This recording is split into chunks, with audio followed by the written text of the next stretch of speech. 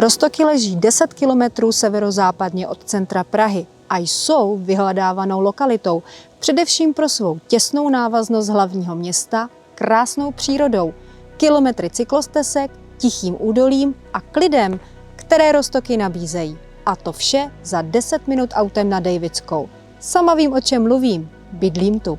A nyní se mnou pojďte podívat na novinky prodeje vily ze 30.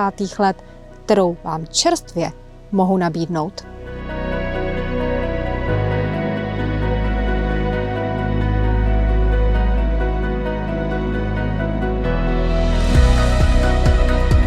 Vila ze 30.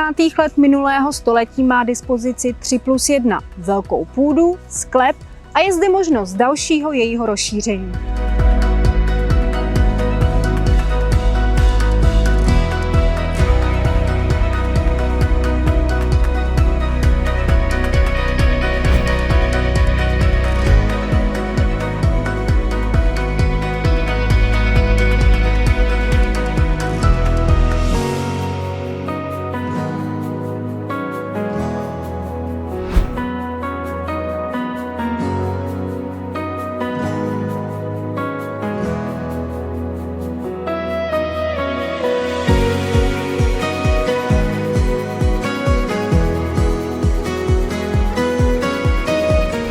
Nově zrenovované vlakové nádraží Roztoky u Prahy se nachází při příjezdu do Roztok od centra Prahy.